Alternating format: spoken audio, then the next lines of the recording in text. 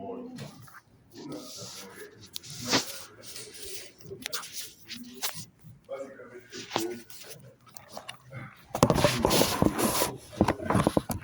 receptores periféricos y en el momento que llegan a las estaciones centrales, a las cortezas primarias, evocan un fenómeno de memoria, pero de muy breve duración.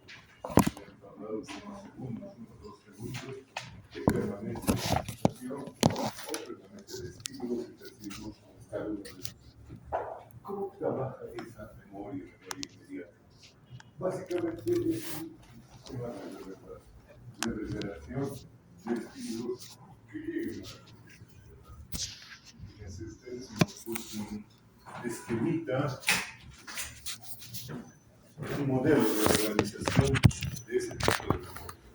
La entrada es la que está pidiendo de los estímulos periféricos, ya sea del aparato visual, ya sea del aparato auditivo, ya sea de la piel o de todo lo que es somestesia, la información que está viniendo en la periferia, de entrada.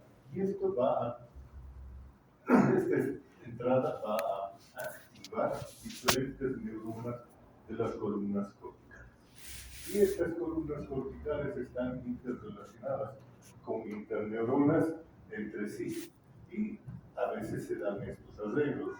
Fíjense ustedes, una colateral de cualquiera de las células de la columna principal está llegando a una interneurona y está descargando sobre las propias células de entrada. Por lo tanto, se activa la entrada, se activa la vía principal, pero también se activan las neuronas que hacen que la señal vuelva a entrar, estableciendo un circuito de reverberación.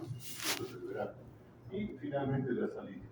Este circuito de reverberancia es el que se encarga de mantener vigente el estímulo dentro de la función cortical y establece la base de la memoria inmediata. En el momento que llega otra estimulación, pues esto cambia y el nuevo patrón de registro de circuitos reverberantes mantiene un nuevo set de memoria, un nuevo patrón dentro de esta memoria cortical. Aquí nos damos cuenta que este es un circuito que se va a mantener un tiempo breve porque la estimulación que está viniendo por las entradas probablemente sea muy rápida. Hablemos de nuestro aparato visual. Estamos recibiendo información muy rápido, entonces esa información va desplazando a la anterior muy rápidamente. Ahora bien, ¿cuál es la estructura cortical que se va a encargar de esto? He querido traerles un par de diagramas. Ambos están dedicados básicamente a destacar lo que son las microcolumnas corticales. En las áreas primarias, fundamentalmente, encontramos un patrón de organización vertical de las células de las diferentes capas de la corteza cerebral. Ustedes recordarán, la corteza cerebral tiene 6 capas. Y en esas capas están distribuidas células en mayor o menor grado según las capas y de diferentes tipos. Además de eso, hay una gran cantidad de conexiones dentro de estas células, conexiones intracorticales, que habitualmente establecen relaciones entre las diferentes capas celulares. Esto es lo que está destacando este diagrama y lo que está cuantificando el otro. Una microcolumna ocupa un espacio entre 0,5 milímetros, medio milímetro, y 0,25 milímetros. O sea, es un pequeño pedazo de corteza cerebral, en el mejor de los casos 0,5 medio milímetro, que está extendiéndose a lo largo de todo el ancho de la corteza, todo el arco de la corteza. En este vamos a encontrar aproximadamente unas 10.000 células. Fíjense la cantidad de células, 10.000 células en cada microcolumna. Y obviamente estas microcolumnas están organizadas lado a lado en toda la corteza sinestésica, o visual, o auditiva.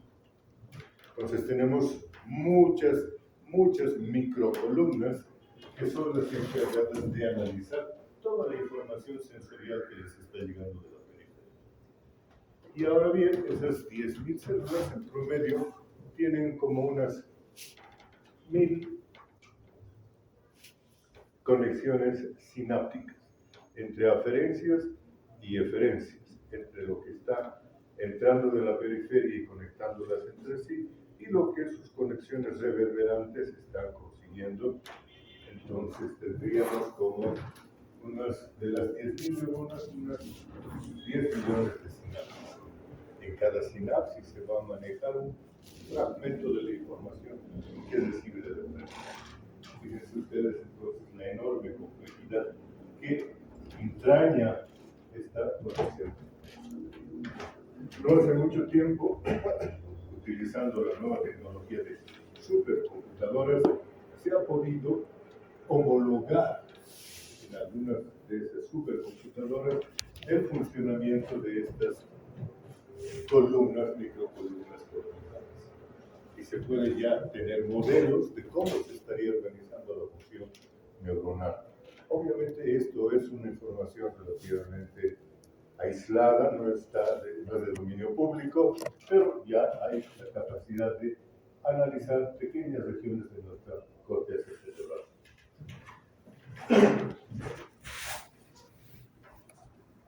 Eso en lo que respecta a la memoria más breve en cuanto a duración. El siguiente hito, el siguiente tipo de memoria es la memoria a corto plazo. Memoria a corto plazo, que ustedes recordarán, está durando entre unos 20, 30 hasta 40 segundos, depende del grado de entrenamiento que tengan las personas. Esta memoria a corto plazo se refleja sobre todo en una que se ha hecho la más popular y probablemente la más importante para todos los que están aquí sentados, que es la memoria de trabajo.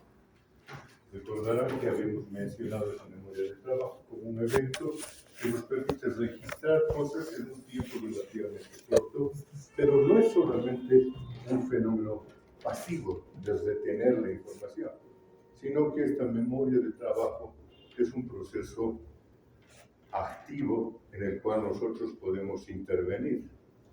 Por ejemplo, si es que les diera yo un número telefónico, no empecemos con números telefónicos, hagamos algo más simple. Yo estoy en una secuencia de 4 números, 1, 3, 5, 7. ¿Me lo pueden dictar ustedes al revés? 7, 5, 3, 1. ¿Cierto? ¿Quién ha trabajado para hacer ese trabajo? La memoria de trabajo. Ella que retiene la secuencia de los números es capaz de invertir la emisión de estos números y así sucesivamente es capaz de realizar manipulación de los datos que le están llegando. El hecho de poder escuchar lo que yo digo y retener hasta tener el concepto de lo que pretendo decir es un resultado del trabajo de esa memoria. ¿Okay?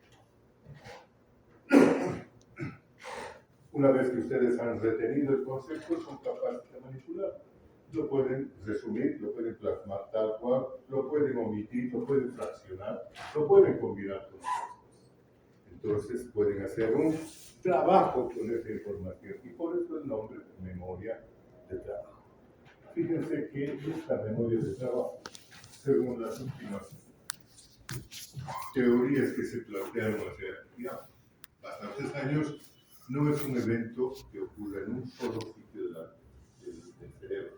Es un evento que utiliza varias diferentes áreas para trabajar conjuncionadamente. Y aquí tenemos los elementos que han sido propuestos, que serían los principales o los fundamentales para que funcione esta memoria de trabajo.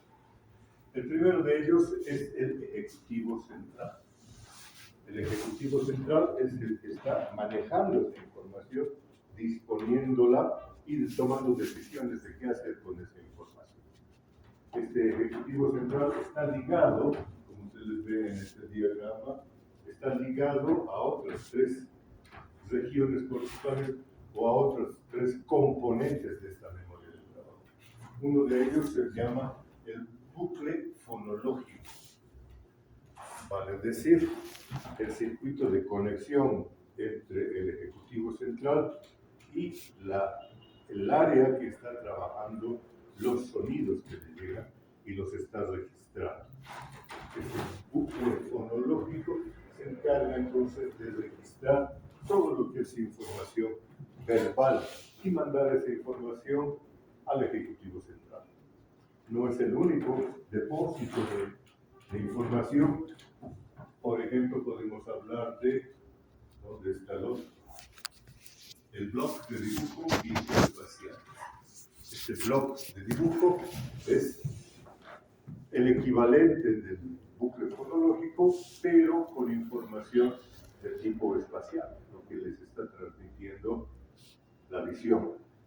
Entonces, la información visual va a terminar en ese depósito, interconectado también con el ejecutivo central.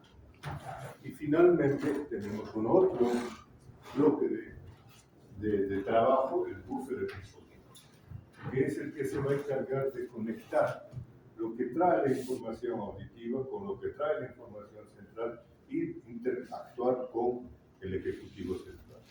Entre estas cuatro entidades, áreas, funciones, como ustedes prefieren llamarlas, se establece un sistema de trabajo concertado que es lo que termina determinando que nosotros podamos precisar, registrar y modificar la información, haciendo lo que se llama la memoria del trabajo. Esto fue emitido, como les digo ya, no hace mucho tiempo, pero ha sido elaborado en un plano netamente hipotético, sin haber identificado ninguna estructura cerebral concreta que se relacione con estas funciones. Ustedes conocen este animalito. Es el pececito, es un pez, ¿qué es? Es pez azul, ¿no? Y este pez azul trabajaba en una película, Buscando a Nemo, ¿sí? Es famosa, yo creo que la gente de su generación, esto ha sido bien conocido. El pececito se llamaba Dory, el pez Dory. ¿Cuál era el problema de Dory? Su memoria, pues no le funcionaba la memoria a corto plazo. Ella recibía la información, pero inmediatamente se olvidaba de lo que había dicho. Ella tenía algún problema en su memoria de trabajo. Con el tiempo se fueron haciendo trabajos para identificar, para darle contexto a cada una de estas diferentes funciones o subfunciones de la memoria del trabajo. Y lo primero que se pudo identificar fue la localización del ejecutivo central.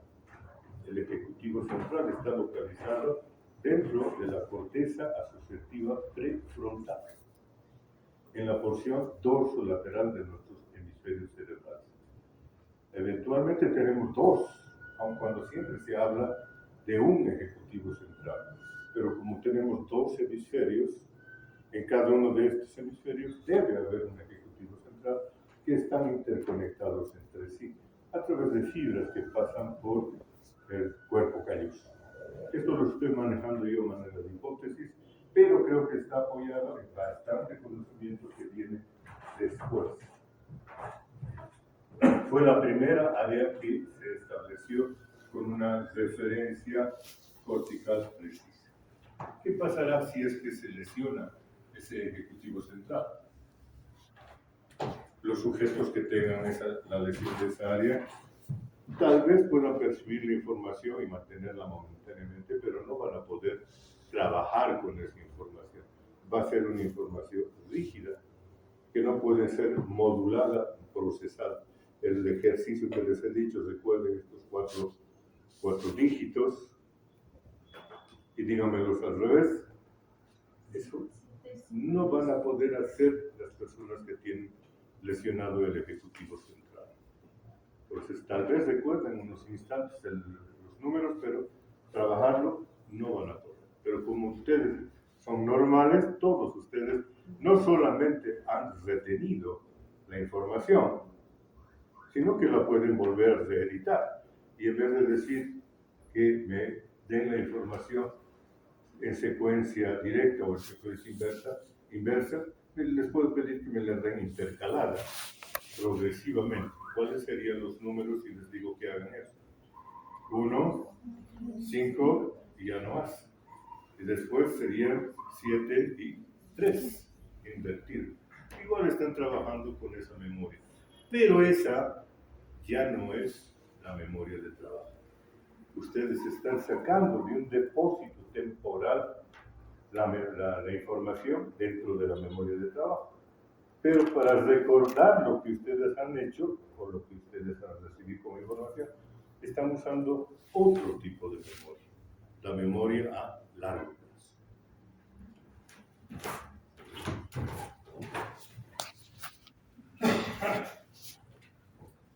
En la actualidad se habla ya de localizaciones corticales bastante bien aceptadas que determinan el cierre de esas conexiones.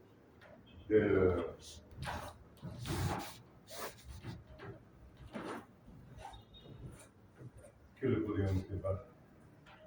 De la hipótesis de Bradley. Entonces aquí está el Ejecutivo Central. Se ha encontrado que el buffer episódico estaría localizado sobre la corteza parietal y el loop fonológico está muy cerca al área auditiva en la corteza del lóbulo temporal. Entonces ya se está perfilando un diagrama físico de estructuras relacionadas con nuestra memoria de trabajo. Algo de información para los que estén interesados, para que puedan rápidamente pegar una lectura veloz de las redes cerebrales de la corteza prefrontal dorsolateral, crítica para la manipulación, mientras las áreas periféricas posteriores secundarias mantienen representaciones de ítems específicos. Lo que hemos estado explicando, qué ocurriría si se lesiona esa corteza. Se mantiene un poco la información un cierto tiempo, pero después no pasa a la memoria a largo plazo.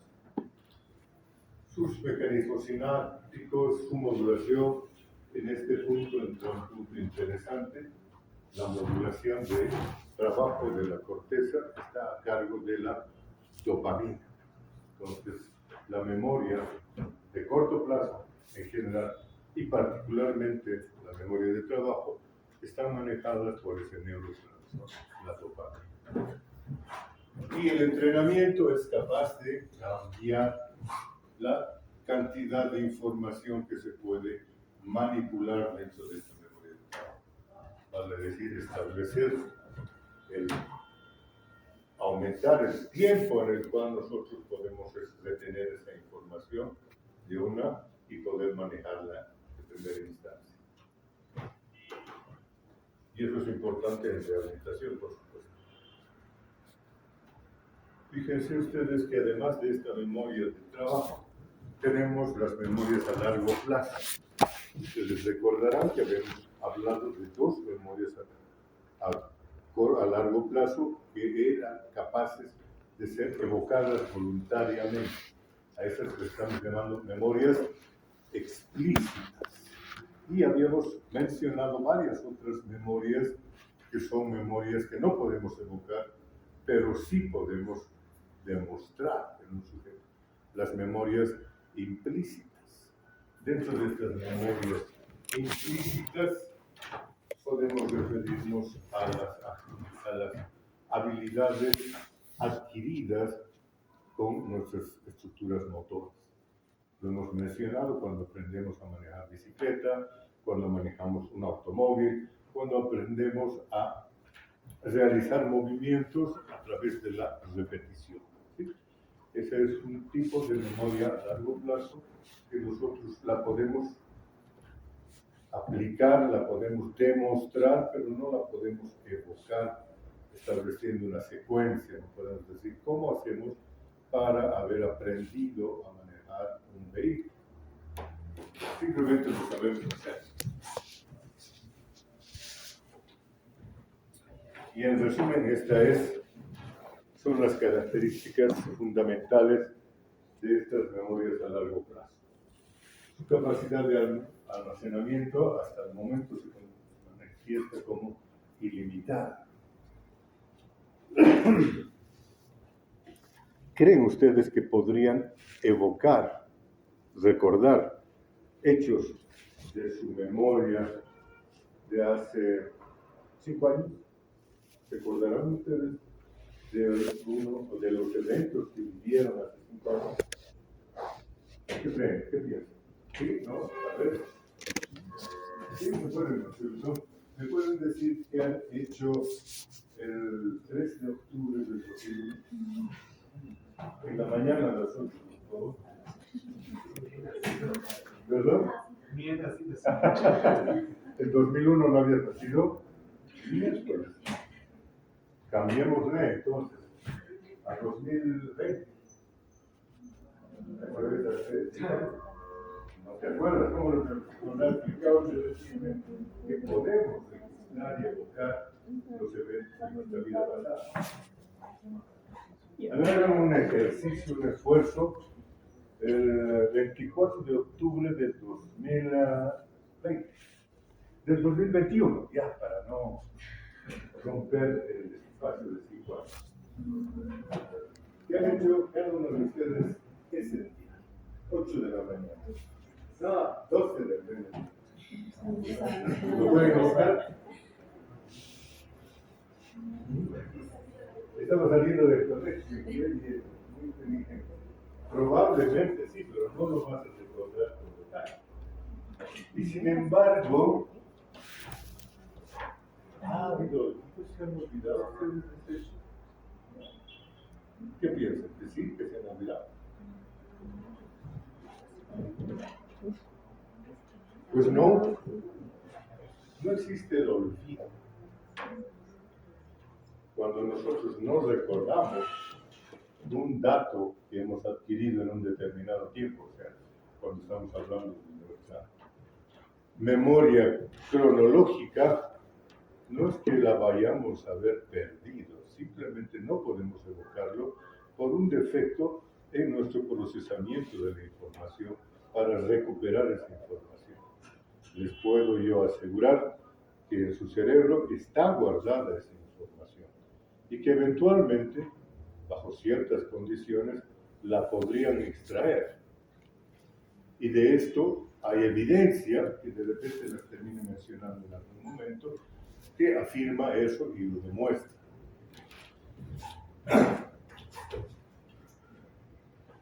Por si acaso, aquí pegué una miradita de imagen. Es algo muy frecuente y creo que nos vamos a quedar aquí. Se está acabando la pila de fonológica de todo acá. ¿Cuál es el problema de este viejito?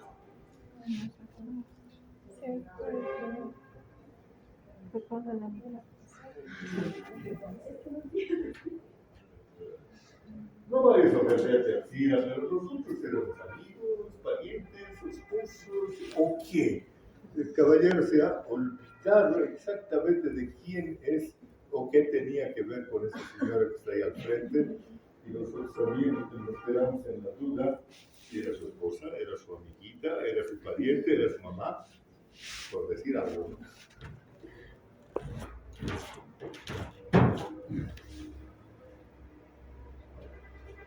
Caractericemos a las memorias, aun cuando ya las hemos mencionado. La memoria asociada a una cronología es nuestra memoria episódica. Si yo les pregunto qué han comido esta mañana, me la pueden decir con toda seguridad. Si les pregunto qué han hecho desde el momento que han salido de su casa hasta el momento en el cual están sentados aquí, me lo pueden evocar tranquilamente. Si les pido que lo hagan con lo que hicieron ayer o la semana pasada, estoy seguro que la mayoría de ustedes, tras un pequeño momento de reflexión, me lo van a decir. Esa es memoria a largo plazo. Es la memoria que yo les he preguntado hace un tiempo si podían evocar por un evento que pasó hace 5 años. ¿La podrían evocar? Todos están, creo que casi todos están convencidos de que sería difícil, o de repente que ya se olvidaron. Pero verán que bajo ciertas circunstancias sí podrían evocarla. Y les doy un ejemplo. Si ese día en cuestión de hace 5 años, 24 de octubre del 2021, era, ¿no? Hubiera habido un accidente en el transcurso de su caminata de casa hasta su clase en la Facultad de Medicina, si estuviera en la Facultad de Medicina, ¿lo recordarían? Si hubieran visto ustedes el accidente, o tal vez si hubieran participado del accidente.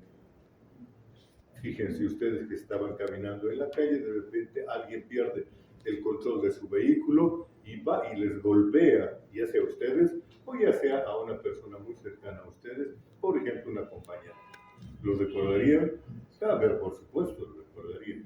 Hay algo que lo hace especial y fácil de recordar ese evento.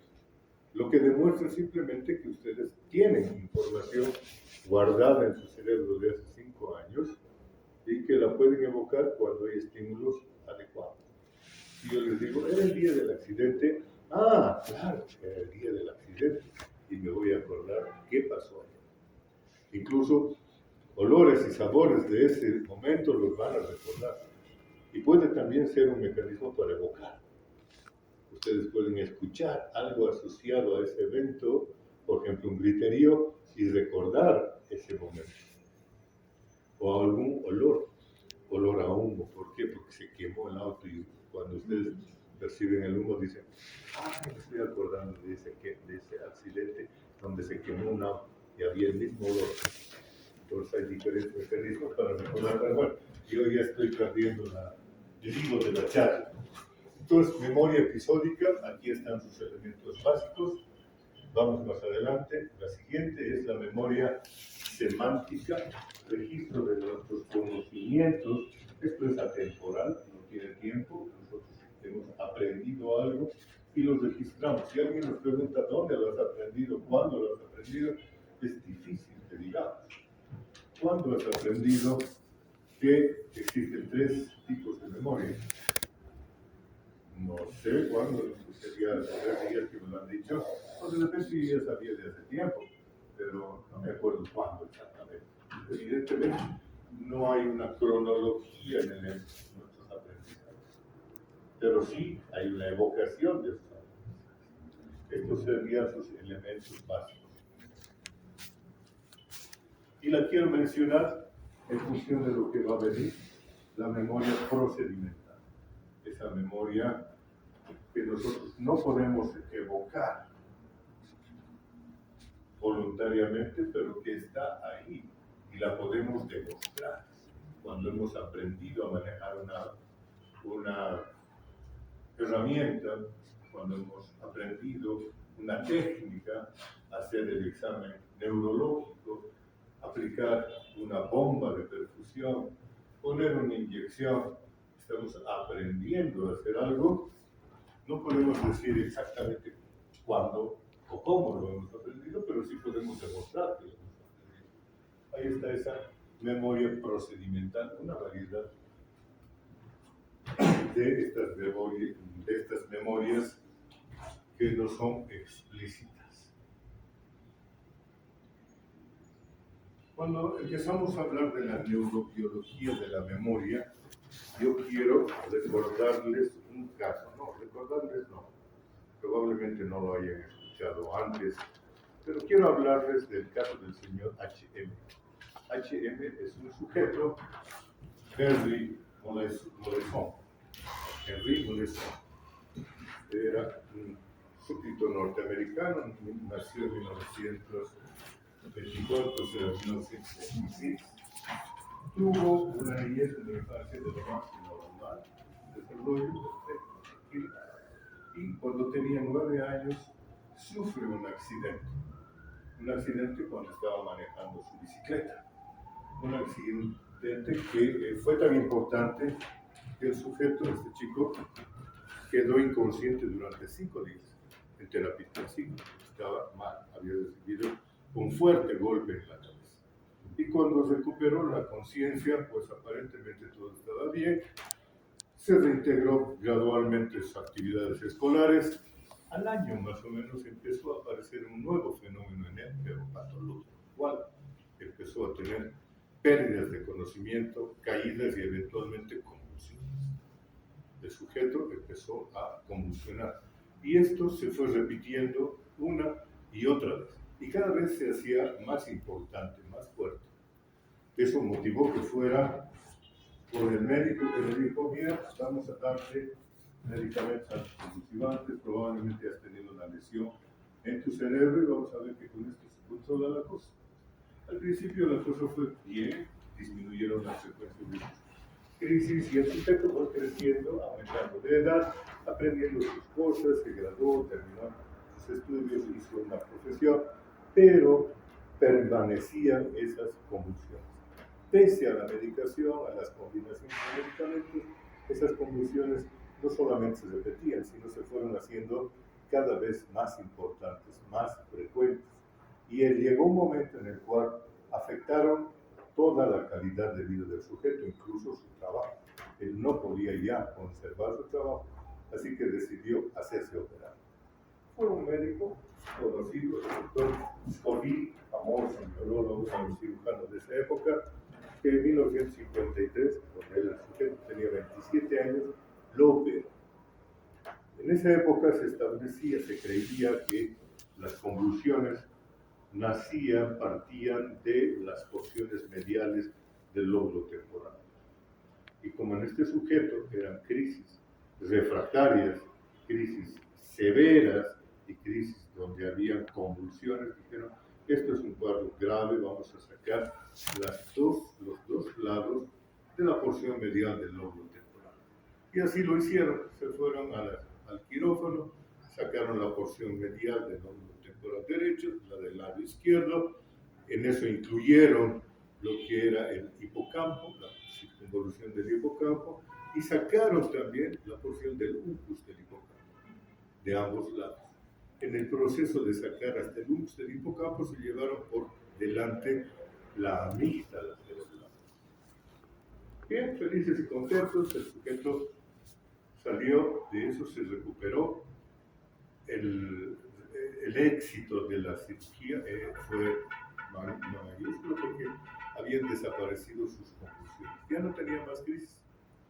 Pero le pasó un fenómeno muy interesante que lo ha convertido en un fenómeno de investigación el resto de su vida. 50 años ha vivido el sujeto con esa misma condición.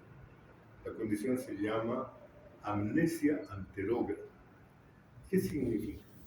Que el sujeto era incapaz de retener sus experiencias temporales de ahí en adelante. Desde el momento de la cirugía hacia adelante hasta la fecha de su muerte, fue incapaz de retener ninguna información de su memoria cronológica.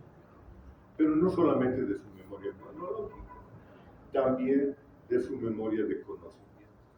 Fue incapaz de aprender nuevas cosas, fue incapaz de recordar las cosas que él vivía, más allá de algunos momentos.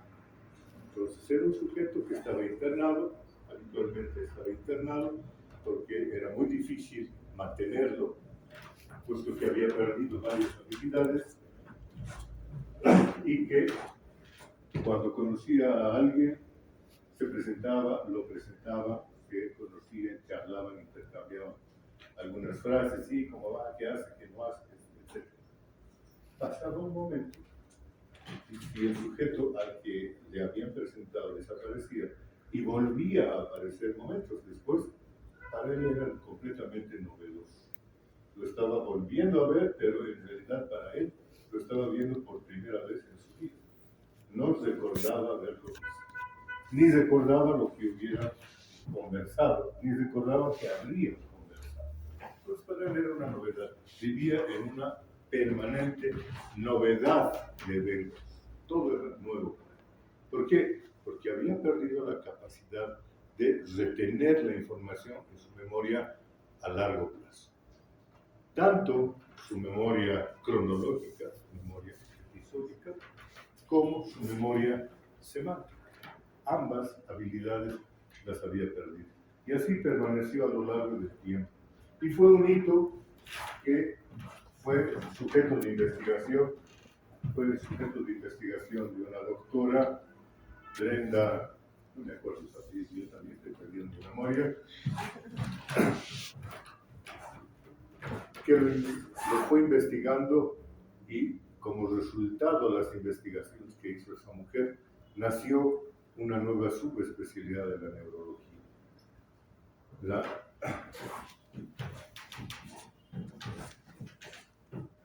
neurología cognitiva, la memoria de la base de los estudios de cómo funcionan nuestro cerebro para darnos nuestras funciones superiores.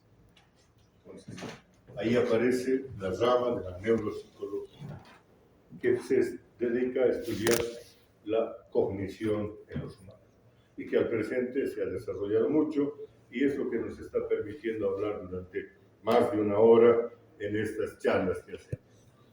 Ella descubrió varias cosas y las reportó. Nos está acabando el tiempo.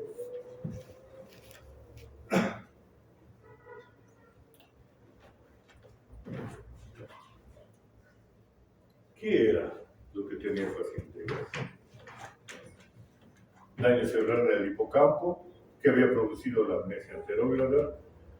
Segundo hecho importante, el sujeto era capaz de establecer una charla y reconocer a un sujeto que estaba con él hablando, saber que estaban hablando con él, mantener una conversación relativamente normal por algunos momentos, vale decir, había conservado intacta su memoria de trabajo. Y eso fue lo primero que destacó esta investigadora.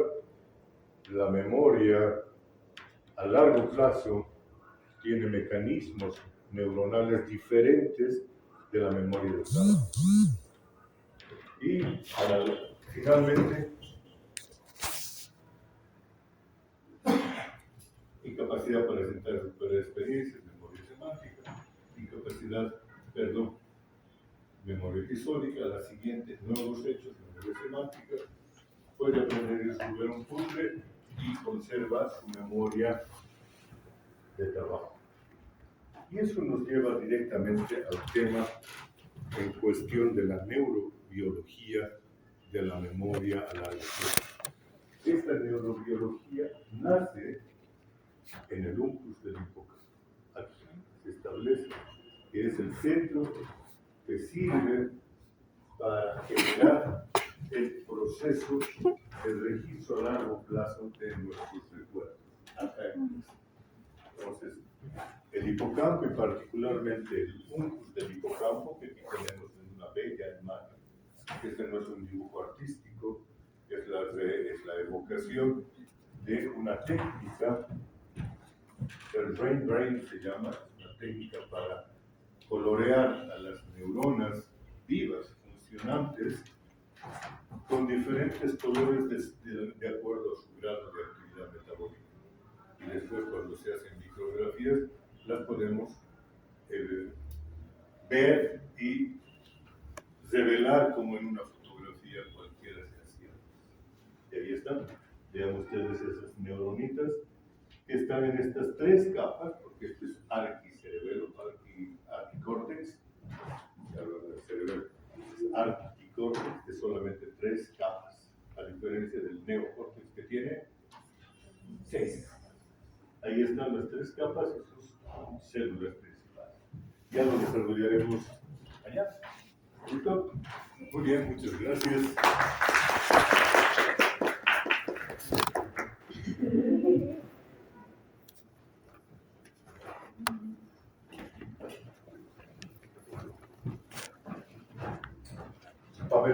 Papelito y creyera. Me había olvidado.